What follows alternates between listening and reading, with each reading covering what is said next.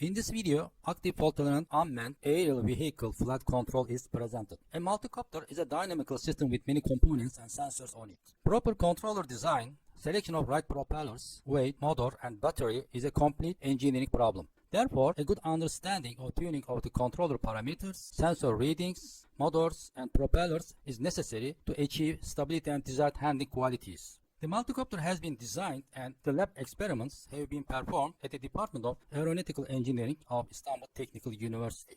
In this study, laboratory flight tests, real-time data collection, and identification of dynamic parameters of a multicopter are presented.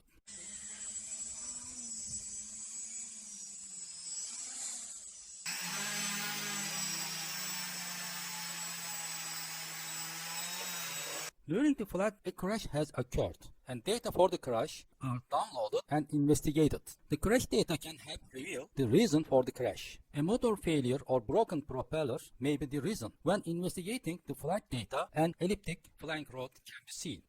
By this methodology, we can examine all the flight related to sensor performances, autopilot flight modes, and aircraft dynamics with no stability augmentation. Crash failure analysis and fault detection issues are in the emerging research fields. It is assumed that the multicopter could have been flown if a non-standard set of procedures had been used, like fault-tolerant control. The fault-tolerant control is an important problem in aerospace applications. Fault-tolerant control systems can mainly be described in two categories: passive fault-tolerant control systems and active fault-tolerant control systems. The passive fault-tolerant control system consists of using a robust controller that will deal with all the expected faults. The passive fault-tolerant control approach has the drawback of being reliable only on the class of the fault expected and taken into account in the design stage. The active fault-tolerant control systems consist of two basic subsystems. Number one, fault detection and isolation and fault identification, and number two, control reconfiguration or restructure. In an active fault-tolerant control system, first faults are detected and identified by an FTI scheme, and the controllers are reconfigured accordingly in real time. In this study, the fault-tolerant control of an unmanned aerial vehicle dynamics is presented. A reconfigurable controller is designed for the longitudinal motion of the UAV. In simulation, the linearized model of the longitudinal dynamics of Zaki UAV is considered, and the performance of the reconfigurable control technique is examined.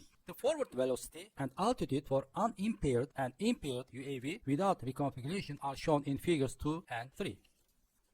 In the figures, the red line shows the conventional LQR simulation results for the impaired UAV, elevator and thrust faults, and the blue line shows the conventional LQR results for the unimpaired UAV. As can be seen in the figures, the conventional LQR simulation results are not close to the actual values for the forward velocity and altitude of UAV. When elevator and thrust faults are present, the UAV control performance is degraded in all the investigated cases if the standard LQR is used. The forward velocity and altitude for unimpaired and impaired UAV with reconfiguration are shown in figures 4 and 5.